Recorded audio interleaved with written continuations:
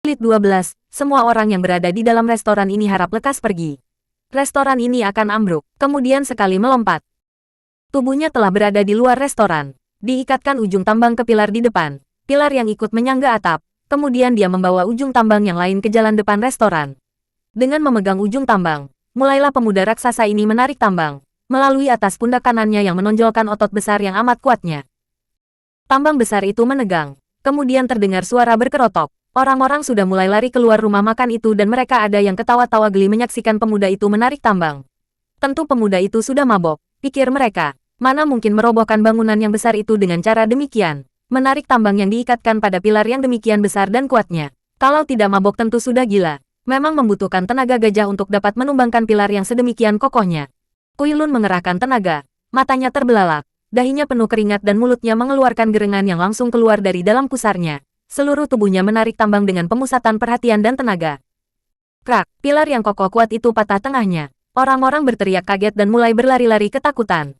Terdengar bunyi hiruk-pikuk ketika akhirnya atap rumah makan itu runtuh ke bawah dan menyusul debu mengebul tinggi dibarengi teriakan-teriakan mengerikan dari dalam di mana masih banyak pekerja restoran itu yang teruruk. Di antara suara hiruk-pikuk ini terdengar suara ketawa dari Kuilun yang masih memegang tamban besar itu di kedua tangannya. Tali besar itu sudah terlepas dari pilar dan kini menjadi senjata di kedua lengan yang dilingkari otot itu. Tempat itu menjadi sunyi dan biarpun banyak sekali penduduk kota yang berlari-larian datang, mereka hanya menonton dari jauh saja. Tidak ada yang berani mendekati restoran yang sudah runtuh itu.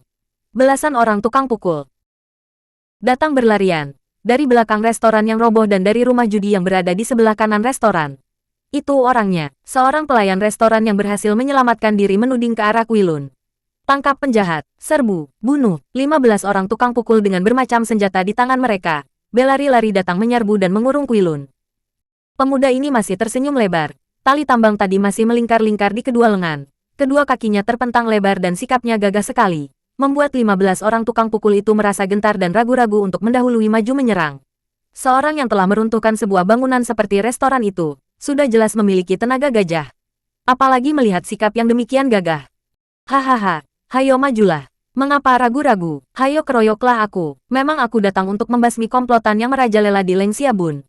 Kalian ini anak buah si keparat Ciu Bojin, bukan? Mana itu hartawan Ciu Jahanam, si penculik gadis orang. Suruh dia keluar. Biar kuhancurkan kepalanya. Serbu. Kepala tukang pukul. Seorang Sima yang juga memiliki ilmu kepandaian tinggi dan menjadi tangan kanan Ciu Wangwei. Berseru setelah diam-diam dia mengutus seorang anak buahnya untuk melaporkan kepada Ciu Wangwei di hotel. Dan seorang anak buah lagi disuruh minta bala bantuan di markas keamanan. 13 orang tukang pukul, dipimpin oleh Masiu menyerbu dengan senjata mereka. Akan tetapi, Kuilun tertawa bergelak dan begitu kedua lengannya bergerak, tali besar yang panjang menyambar dan menjadi gulungan sinar yang besar panjang.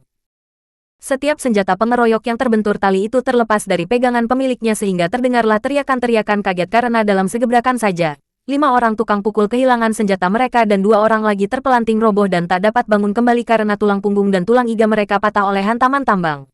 Masiu menjadi marah sekali dan dengan nekat dia bersama sisa anak buahnya menyerbu dan menghujankan senjata mereka kepada Kuilun.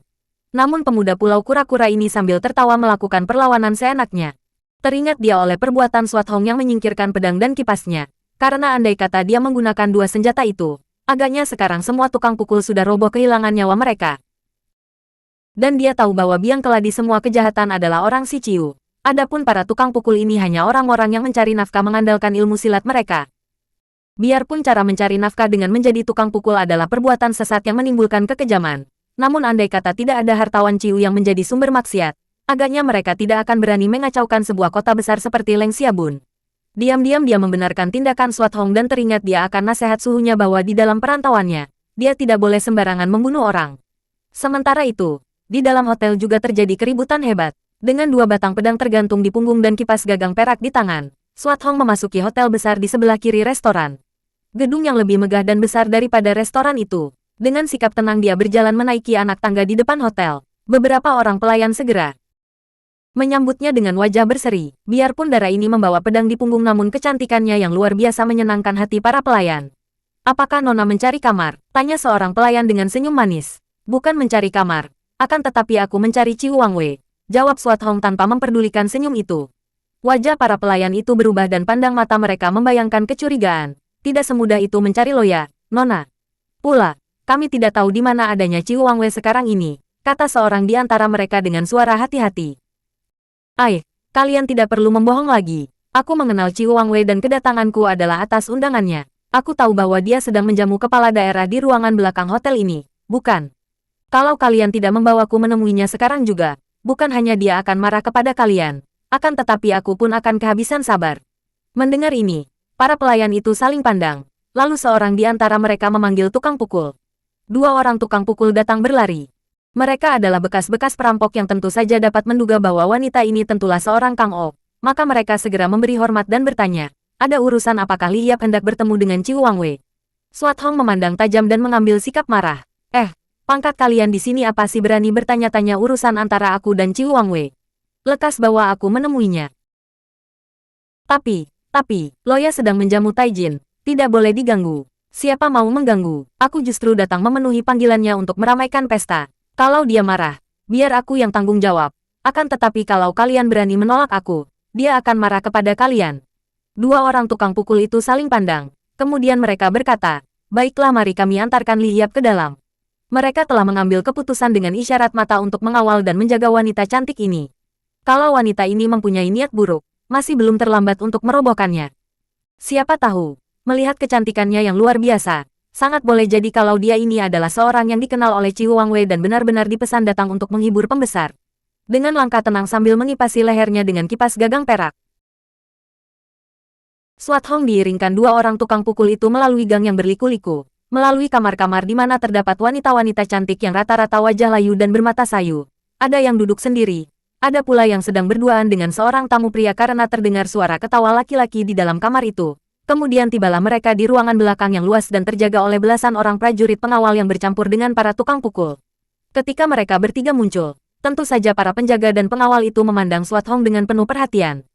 2 orang tukang pukul itu agaknya bangga dapat mengawal nona cantik jelita ini maka sambil mengacungkan ibu jari, mereka berkata, barang baru. Pesanan khusus. Maka tertawa-tawalah para pengawal dan tukang pukul itu memasuki pintu besar yang menembus ke dalam ruangan. Karena mereka yang duduk mengitari meja besar terdiri dari belasan orang berpakaian serba indah dan masing-masing dilayani dan dirubung wanita-wanita muda dan cantik, Suat Hong tidak mau bertindak sembrono. Dia tidak tahu siapa Ciu Wangwei dan yang mana pula kepala daerah, maka dia menanti dan membiarkan 2 orang tukang pukul itu melapor. Akan tetapi sebelum kedua orang yang sudah menjura penuh hormat itu sempat membuka mulut, seorang yang berpakaian serba biru, berusia 50 tahun, bertubuh tinggi kurus dan matanya besar sebelah, telah bangkit berdiri dan membentak, "Hai! Mengapa kalian lancang?" Dia tidak melanjutkan ucapannya karena matanya telah dapat melihat Suat Hong dan kini dia memandang heran. Suat Hong sudah melangkah ke dalam, mendekati meja lalu bertanya kepada laki-laki berpakaian biru itu. Apakah aku berhadapan dengan Ciu Wangwei? Laki-laki itu memang benar Ciu Bojin. Dia merasa curiga sekali, akan tetapi karena dia mengandalkan ilmu kepandaiannya sendiri, pula dia berada di tempatnya sendiri yang terjaga oleh para anak buahnya. Bahkan di situ terdapat pula pasukan pengawal Gu Taijin. Maka sambil tersenyum lebar dia melangkah maju dan berkata, benar, aku adalah orang si Ciu yang kau cari. Nona siapakah dan, He3TTT. Dia cepat mengelak ke kiri ketika melihat nona cantik itu sudah menerjang maju, menggunakan tangan kirinya mencengkeram ke arah pundaknya. Gerakan Ciu Wangwei cukup cekatan dan memang dia telah memiliki ilmu kepandaian tinggi. Akan tetapi sekali ini dia berhadapan dengan seorang darah perkasa yang luar biasa lihainya. Maka baru saja dia mengelak. Tahu-tahu ujung gagang kipas terbuat dari perak itu telah menotok jalan darah di punggungnya dan dia terpelanting roboh dengan tubuh lemas. Peristiwa ini terjadi sedemikian cepatnya sehingga tidak terduga sama sekali. Maka terjadilah keributan hebat. Seorang yang tubuhnya gendut dan mukanya merah sekali, agaknya sudah mabok, bangkit berdiri dengan tiba-tiba sehingga 2 orang pelacur cantik yang tadinya duduk di atas kedua pahanya terpelanting jatuh sambil menjerit. Orang ini berpakaian mewah dan sikapnya agung-agungan. Sambil berdiri dia berseru, "Hai, pengawal! Tangkap pengacau." Pintu depan terbuka dan para pengawal serta tukang pukul berlompatan masuk. Suat Hong girang sekali karena dia dapat menduga bahwa si gendut itulah tentu yang menjadi kepala daerah, orang si Gu yang diperalat oleh Ciu Wangwei. Maka dia sudah meloncat ke dekat orang itu, mencabut pedangnya dan menempelkan pedang telanjang di leher Gu Taijin sambil menghardik.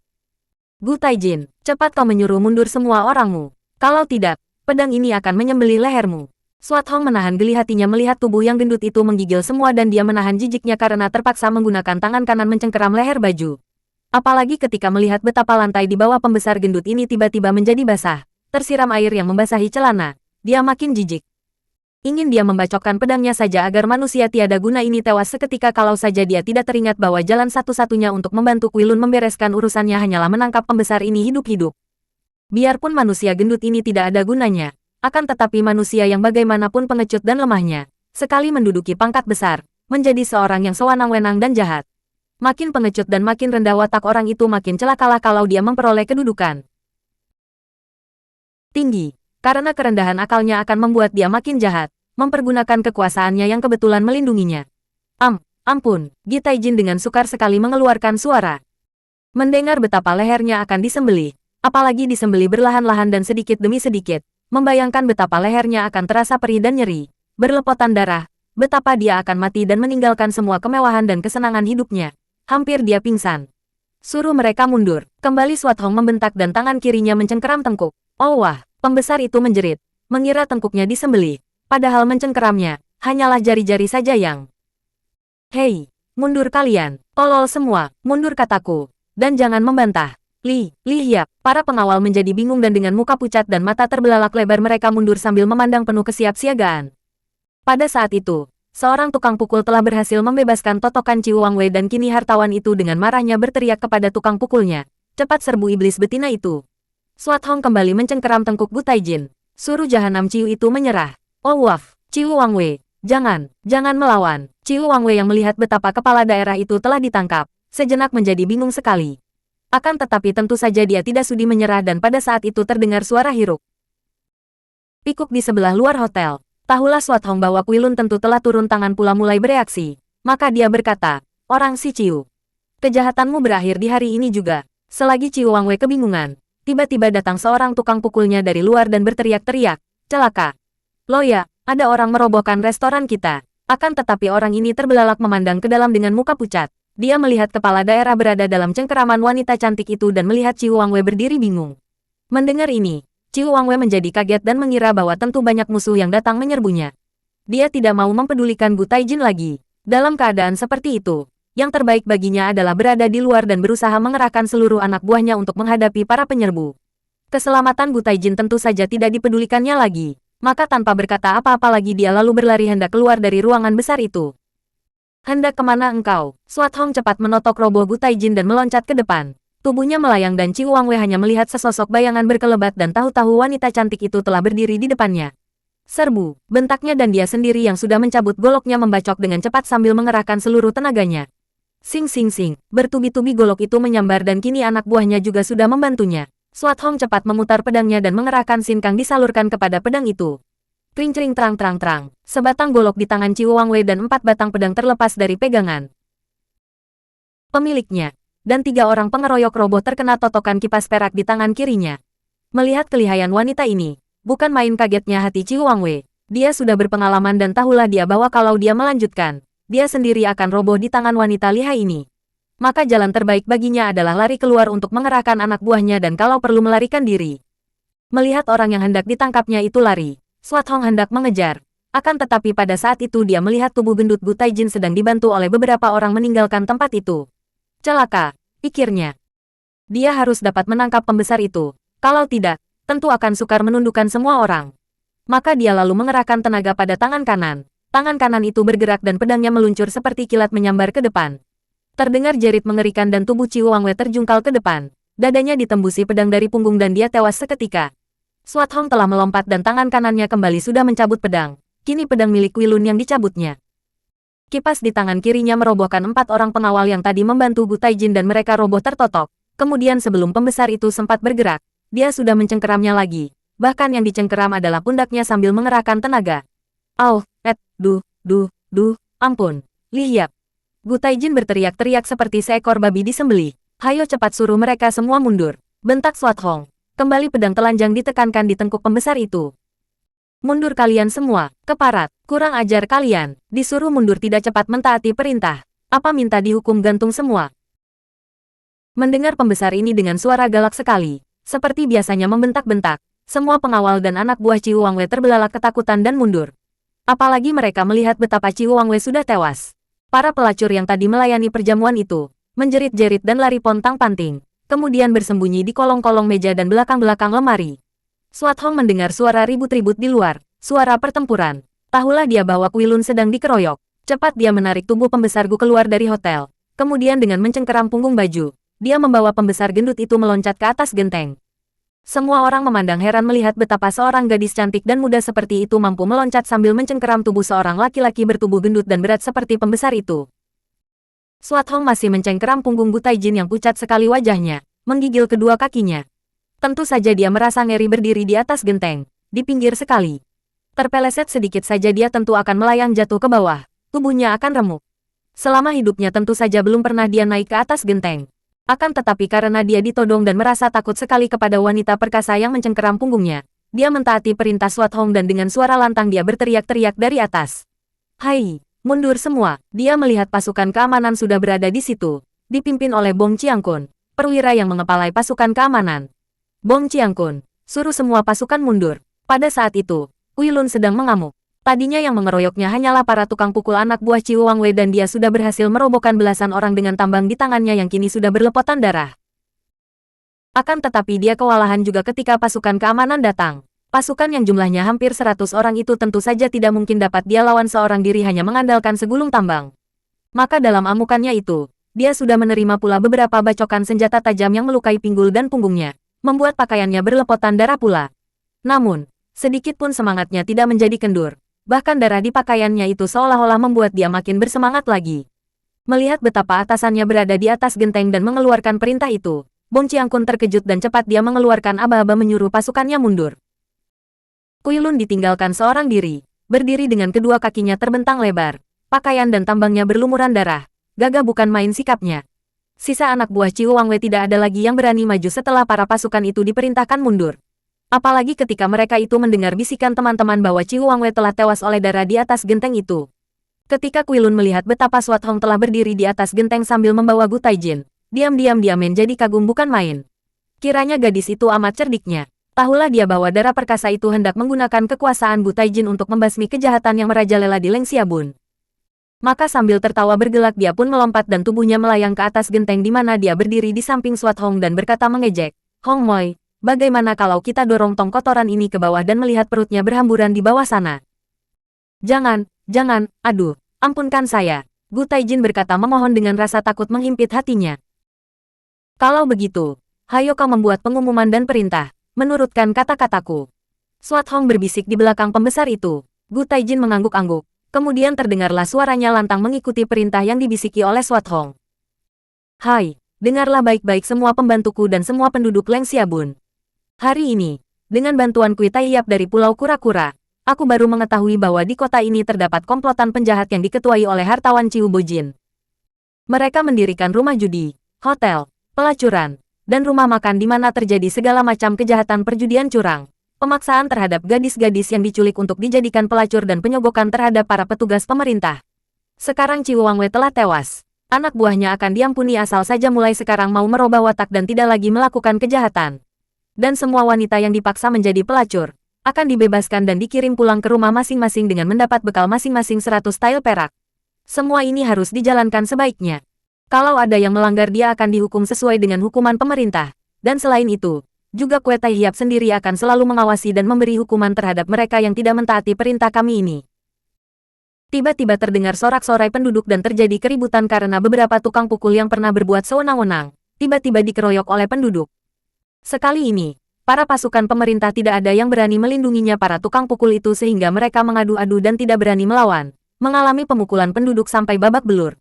Dan para wanita pelacur yang berasal dari keluarga baik-baik dan yang dipaksa menjadi pelacur dengan berbagai ancaman dan siksaan, sudah menangis riuh rendah, menangis saking girang, terharu, dan juga duka. "Awas kau, Gu Taiyap. Kalau sampai semua ucapanmu tadi tidak kau laksanakan, kami akan melaporkan bahwa engkau sebagai seorang kepala daerah telah diperalat oleh orang jahat dengan jalan sogokan. Dan selain itu, kami akan datang kembali khusus untuk menyembelih lehermu." Swat Hong berbisik dengan nada penuh ancaman. Pembesar itu mengangguk-anggukkan kepalanya seperti seekor ayam mematuki gabuh. Ketika dia mengangkat muka memandang, ternyata kedua orang itu telah lenyap dan dia hanya berdiri sendiri saja di atas genteng yang begitu tinggi.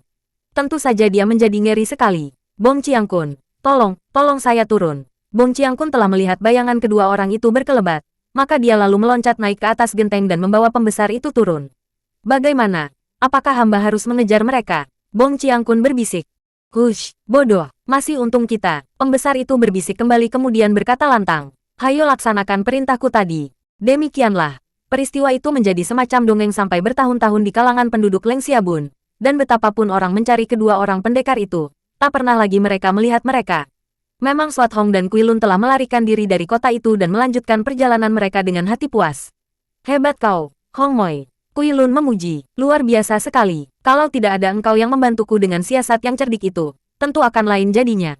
Aku masih sangsi apakah aku akan mampu menaklukkan mereka, tentu akan menjadi banjir darah, dan mungkin aku sendiri akhirnya mati dikeroyok. Ah, sudahlah, Kuituako, kau yang hebat. Menggunakan tali merobohkan restoran dan dengan hanya bersenjatakan tambang dapat menghadapi pengeroyokan puluhan orang. Tidak ada artinya dibandingkan dengan sepak terjangmu. Moi Moi. Engkau telah membantuku sehingga tugasku selesai dengan hasil baik. Tak pernah aku akan dapat melupakan ini. Dan sebagai balasannya, aku akan membantumu mencari ibumu dan suhengmu sampai berhasil pula. Wajah Swat Hong menjadi suram, dan dia menarik napas panjang. Ibu dan suheng pergi tanpa meninggalkan jejak. Kemana aku harus mencarinya? Jangan khawatir, Moi Moi. Kalau memang ibumu dan suhengmu mendarat tentu kita akan dapat mencari mereka. Tempat yang paling tepat untuk mencari seseorang adalah kota raja. Memang belum tentu mereka berada di sana, akan tetapi setidaknya, di kota raja merupakan sumber segala keterangan sehingga kita dapat mendengar-dengar kalau ada berita dari dunia Kang O tentang mereka. Swat Hong menyetujui pendapat ini memang dia pun bermaksud mengunjungi kota raja, karena bukankah nenek moyangnya dahulunya juga seorang anggota keluarga raja. Mereka melanjutkan perjalanan dari luar kota Leng Xiabun, makin lama melakukan perjalanan bersama Kuilun. Setelah lewat sebulan kurang lebih, makin sukalah Swat Hong kepada pemuda itu. Dia makin mengenal Kuilun sebagai seorang yang benar-benar jantan, keras hati, teguh dan tidak mempunyai sedikit pun pikiran menyeleweng, suka bergurau, kasar akan tetapi kekasaran yang bukan bersifat kurang ajar melainkan karena terbawa oleh kejujurannya yang wajar dan tak pernah mau menyembunyikan sesuatu. Pendeknya, pemuda itu benar-benar seorang laki-laki yang gagah perkasa lahir batinnya. Di lain pihak, Kuilun juga merasa kagum kepada Swat Hong setelah dia mengenal sifat-sifat temanya ini yang amat cerdik, periang, jenaka namun keras hati dan kadang-kadang tampak keagungan sikapnya sebagai seorang puteri kerajaan. Namun darah itu sama sekali tidak angkuh atau sombong. Sungguh pun kini dia harus mengakui bahwa ilmu kepandaiannya sedikitnya kalah 2 tingkat dibandingkan dengan darah Pulau Es ini.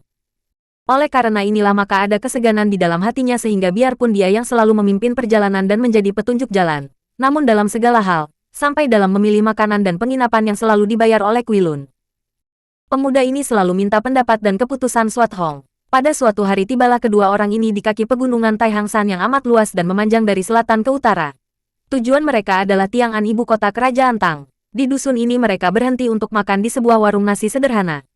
Mereka memesan nasi, mie, dan arak. Kuilun minta air hangat untuk Swat Hong agar nona ini dapat mencuci muka setelah melakukan perjalanan yang panas berdebu. Ketika Swat Hong sedang bercuci muka dengan air hangat, menggosok mukanya dengan air bersih sampai kedua pipinya kemerahan, dia mendengar percakapan menarik dari arah dapur warung itu. Bukan main ramainya, terdengar suara seorang laki-laki. Agaknya pekerja di dapur itu. Lebih ramai daripada kalau melihat 2 orang jago silat berkelahi. Bayangkan saja, harimau mengaum sampai bumi tergetar, lalu menubruk dan mencakar ke arah beruang itu. Akan tetapi si beruang juga tidak kalah lihai. Dia menggereng dan aku yakin engkau sendiri tentu akan terkencing-kencing mendengar gerengan itu. Dia dapat menangkis dengan kaki depannya dan balas menggigit. Mereka saling cakar, saling gigit, mula-mula saling menangkis lalu bergumul. Bukan main, sudahlah, siapa percaya omonganmu? Paling-paling kau melihat orang mengadu jangkrik dan kau kalah bertaruh lagi. Lebih baik lekas masak air, tehnya hampir habis. Swat Hong cepat menghampiri Kuilun dan berbisik, agaknya di sini ada jejak suhengku.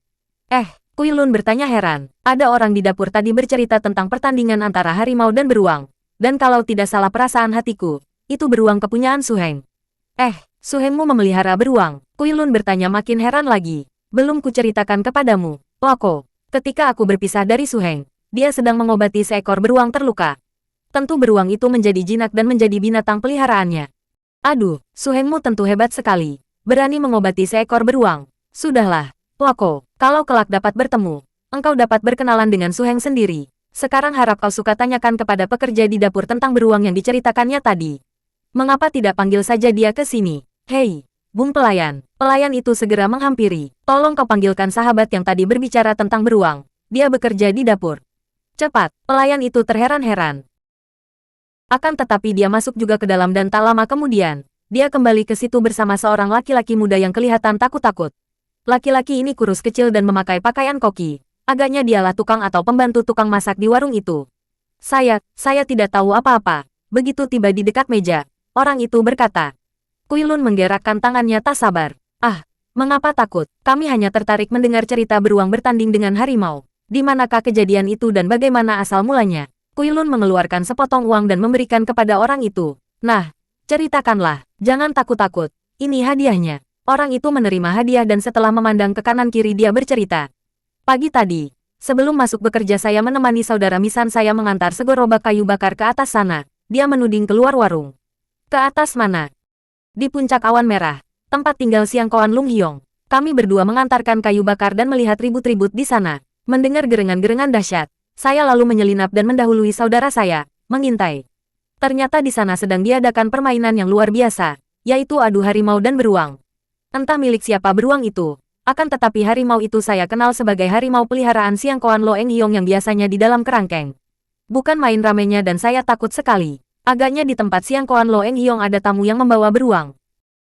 Siapa tamunya? Bagaimana macam orangnya? Swat Hong mendesak penuh ketegangan hati. Akan tetapi orang itu menggeleng kepala. Bagaimana saya bisa tahu? Di atas sana banyak orang. Murid-murid Lo Eng Hyong dan orang-orang seperti kami tidak mempunyai hubungan dengan puncak awan merah. Kami tidak diperbolehkan naik kecuali kalau ada pesanan dari sana.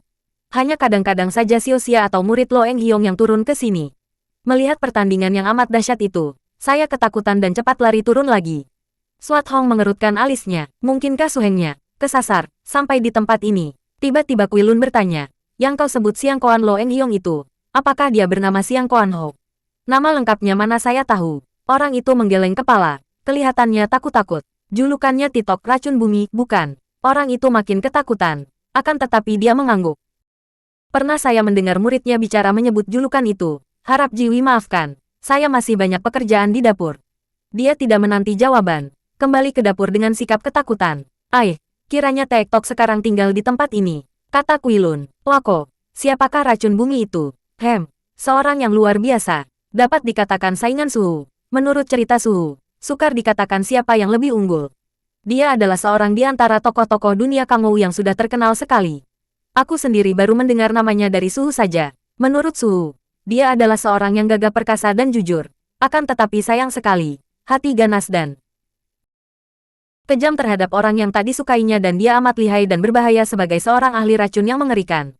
Karena itu julukannya adalah racun bumi. Sungguh tidak dinyana bahwa kita bakal bertemu dengan orang seperti dia. Kalau begitu engkau sudah merencanakan untuk mengunjungi puncak awan merah, Wako. Tidak begitukah kehendakmu? Agaknya sangat boleh jadi beruang itu milik suhengmu, Hong Moi. Karena di tempat tinggal seorang seperti Tek-Tok, segala apa mungkin saja terjadi. Tentu saja amat mencurigakan dan hatiku tidak akan merasa puas kalau belum menyelidiki ke sana.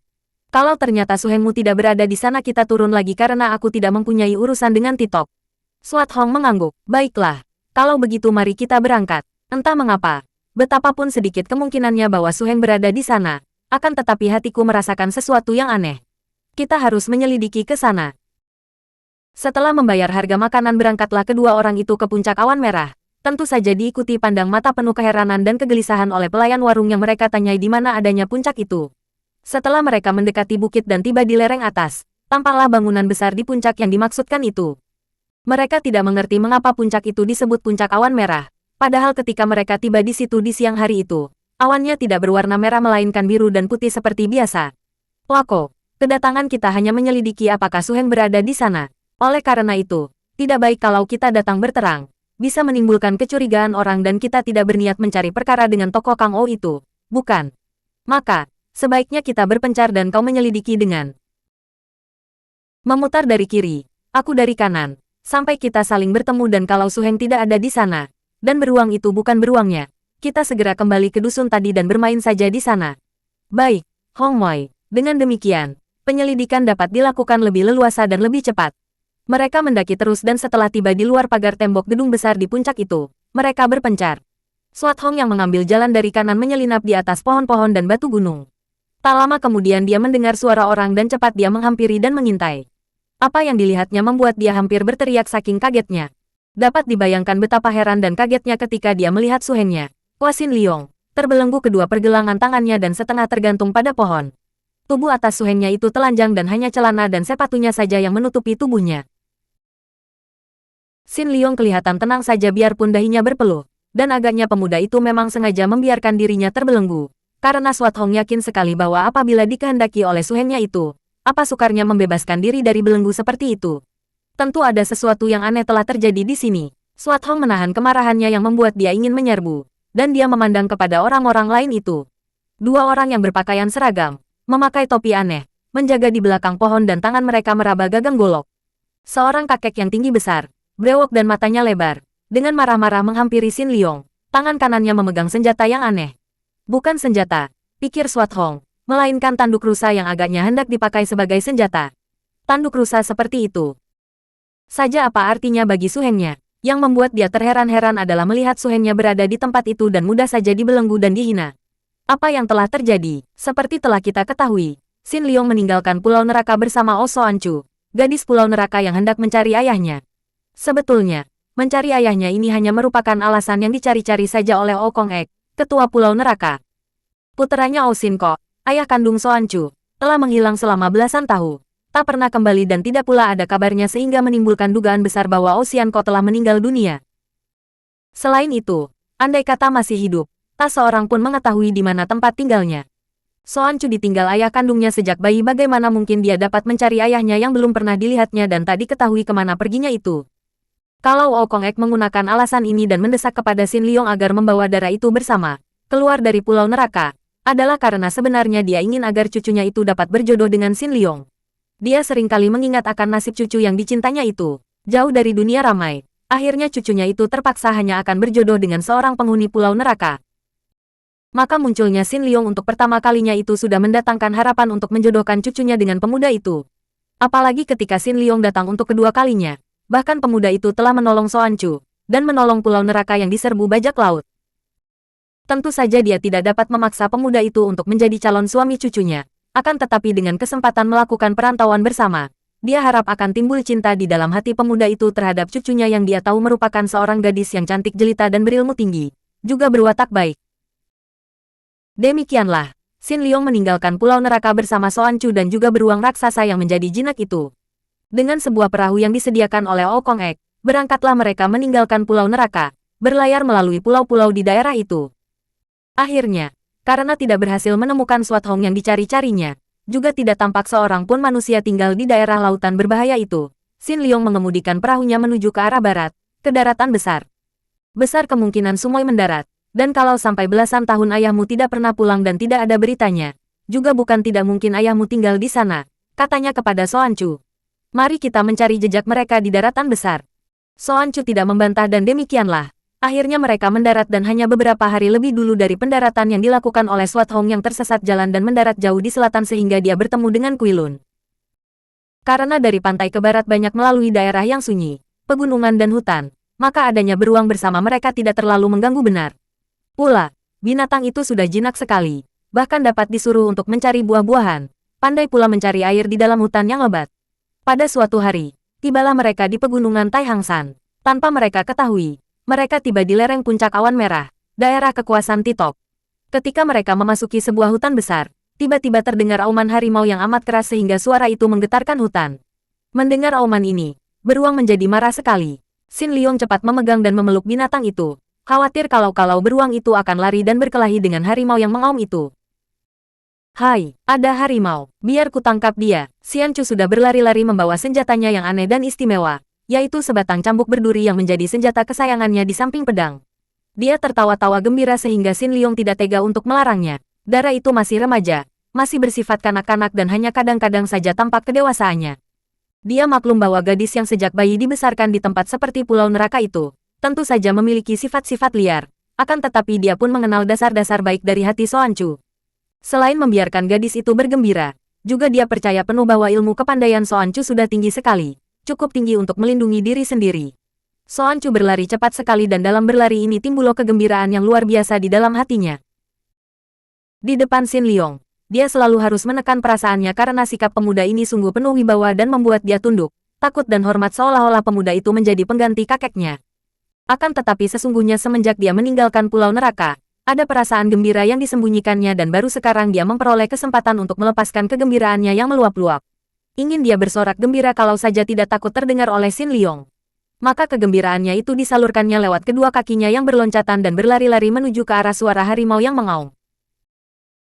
Karena auman harimau itu keras sekali, mudah saja bagi Soancu untuk menuju ke tempat itu dan akhirnya dia melihat seekor harimau yang amat besar dan kuat, berbulu indah sekali. Loreng-loreng hitam kuning berdiri memandang ke arah seorang laki-laki yang berdiri ketakutan.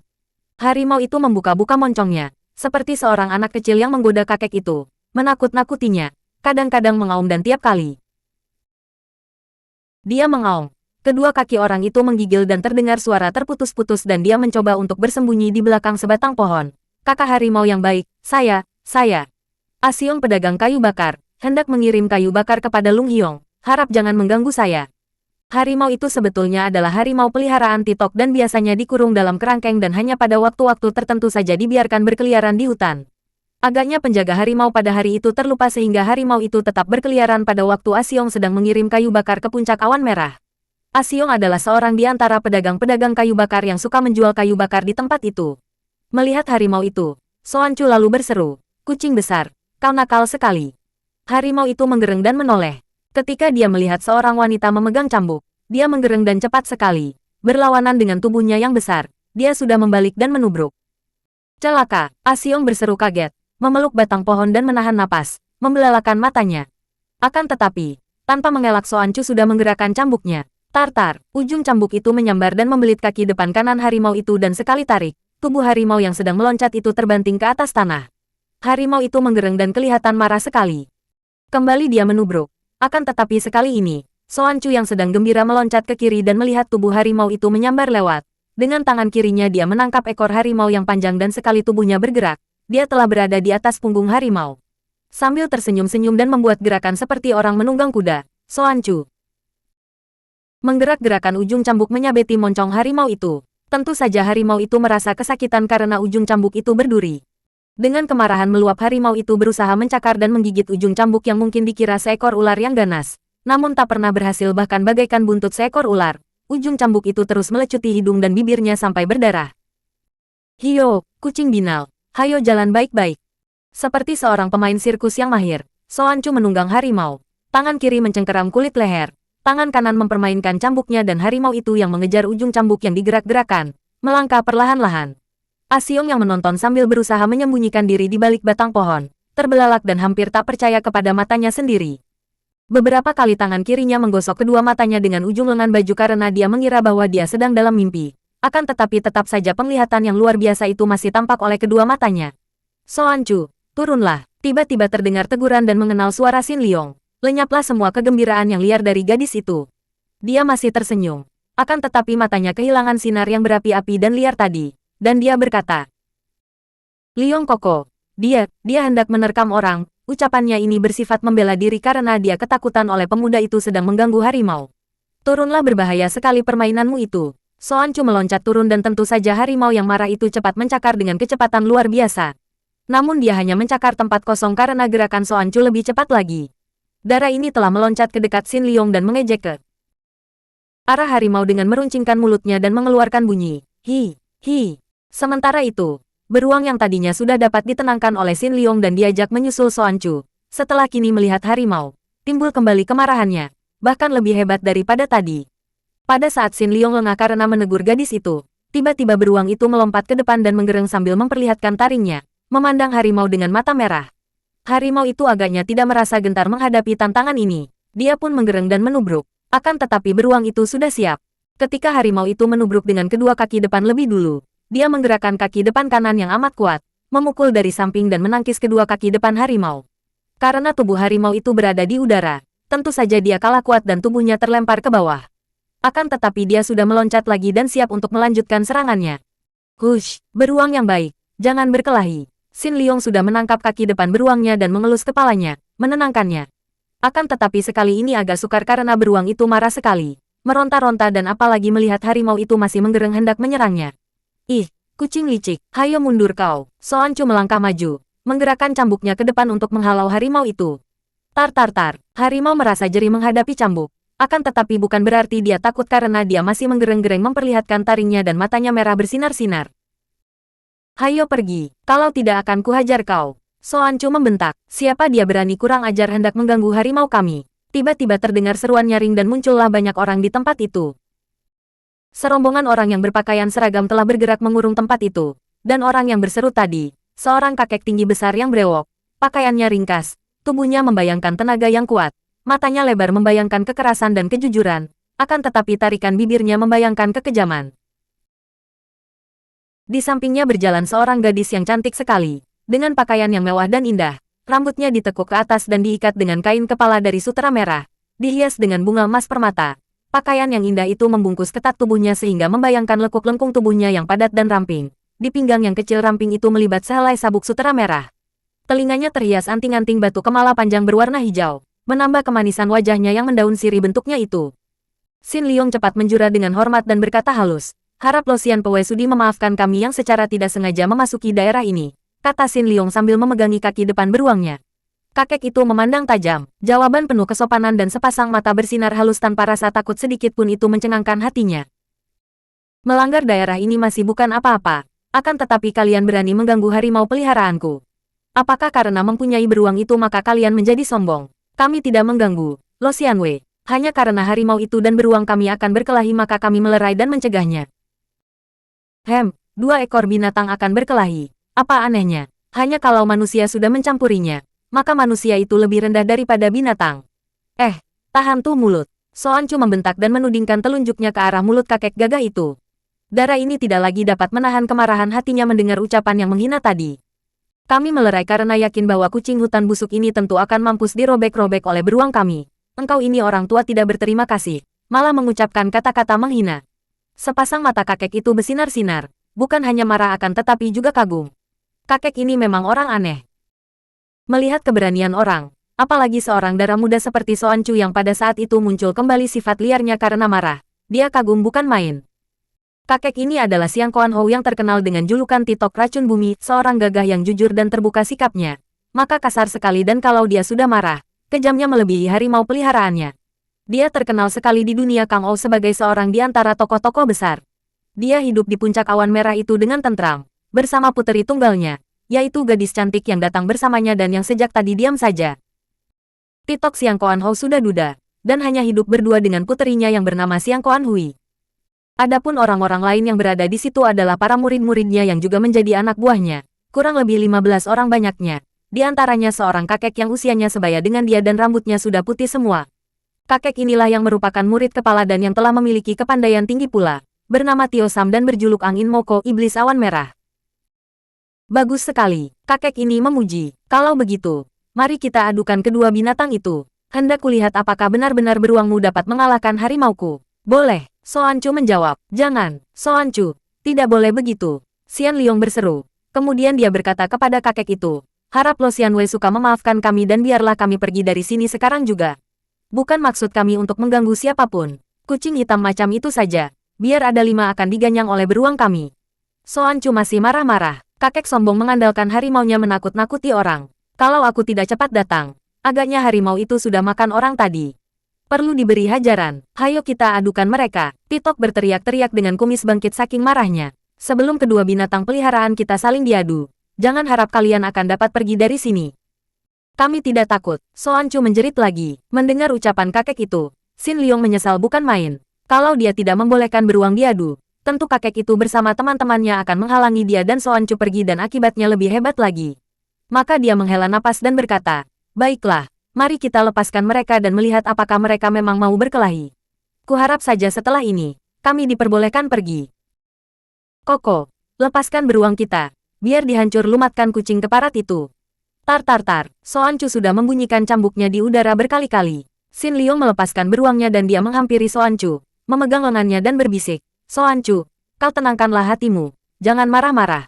Ingat, kita tidak mau melibatkan diri dalam permusuhan dengan siapapun juga, bukan?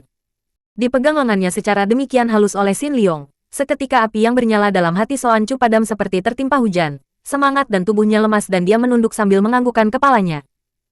Dia seperti seekor harimau liar yang tiba-tiba menjadi jinak. Sementara itu, setelah kini dilepas keduanya dan tidak ada yang menghalangi, Kedua ekor binatang itu mengeluarkan suara auman dan gerengan yang dahsyat dan menggetarkan. Mula-mula mereka saling pandang dan masing-masing hendak menggetarkan lawan dengan kekuatan suara. Kemudian harimau yang ganas itulah yang mulai menerjang maju. Dengan berdiri di atas kedua kaki belakangnya, harimau itu menubruk dan menerkam. Akan tetapi, dengan gerakannya yang agak lamban dan tenang, namun kuat dan tetap sekali, beruang menangkis terkaman dan balas mencengkeram dengan kuku jari kakinya yang biarpun tidak seruncing kuku harimau, namun tidak kalah kuatnya. Kena tamparan beruang yang amat kuat itu, harimau terguling-guling, hanya sepasang matanya saja yang bersinar-sinar girang. Akan tetapi Soan Chu tidak berani berkutik di dekat Xin Liong. Ingin hatinya bersorak dan mulutnya mengeluarkan kata-kata mengejek melihat betapa harimau itu terguling-guling, namun dia merasa segan terhadap Xin Liong. Harimau itu meloncat lagi dan menerkam makin dahsyat. Terjadilah perkelahian yang amat dahsyat, di tengah-tengah suara gerengan yang menggetarkan seluruh bukit. Pada saat itulah koki warung yang menemani saudara misannya mengantar kayu bakar, mendapat kesempatan menonton harimau bertanding melawan beruang. Akan tetapi karena merasa ngeri dan takut, dia cepat meninggalkan tempat itu dan berlari turun lagi. Perkelahian yang dahsyat, seru dan mati-matian. Beruang itu sudah menderita banyak luka di tubuhnya akibat cakaran dan gigitan harimau. Akan tetapi akhirnya dia berhasil mencengkeram kepala harimau, menindihnya dan menggigit leher harimau, sampai robek dan terus luka di leher itu dirobeknya sampai ke perut. Harimau berkelojotan dan mati tak lama kemudian.